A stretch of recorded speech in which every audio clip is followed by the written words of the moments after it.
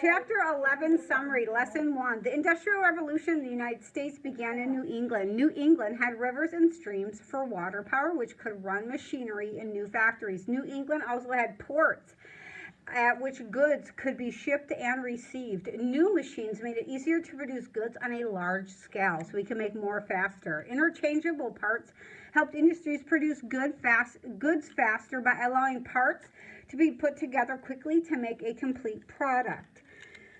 So it had to do with the assembly. Capitalism is the economic system of the United States. Under this system, people put their capital or their money into a business in the hope that it'll make profit. It's called investing. Free enterprises is another term used to describe the American economy. Many people went to work in factories in the 1800s, but agriculture was still the main economic activity. Cotton production grew in the South, increasing the demand for slaves. The growth of factories and trade led to the growth of cities and towns. Disease and fire were dangerous. However, cities also offered opportunities for work and culture, such as museums, theaters, and libraries. Moving west, lesson 2. Settlers and pioneers headed west over the Appalachian Mountains. Private companies, they built turnpikes, toll roads to help settlers travel west and pay for these buildings. So there's a cost for turnpikes and toll roads. They use that money to keep building more. In 1803, Ohio asked the federal government to build a national road to connect it to the east. Genius idea. Steamboats made river transportation easier and more comfortable. Shipping goods by steamboat became cheaper and faster than shipping by land. Americans built canals for water transportation where there were not any rivers.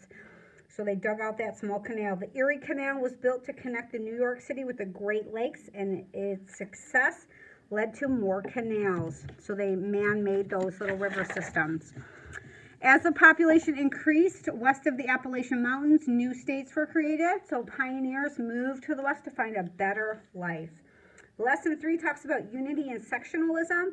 A feeling of national unity swept the United States after the War of 1812. A Boston newspaper called these years the era of good feelings. However, Henry Clay of Kentucky proposed the American system to improve the economy and increase the power of the federal government. Supreme Court rulings also backed the power of the national government over the states in 2 important courts. The question of statehood for Missouri threatened the balance between representatives of slave and free states, so they didn't want that balance to be altered.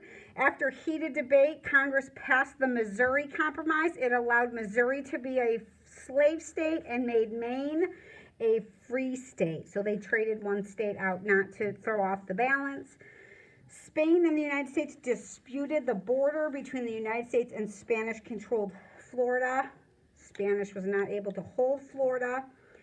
The dispute was finally settled by the Adams-Onis Treaty of 1819, in which Spain had to give up Florida.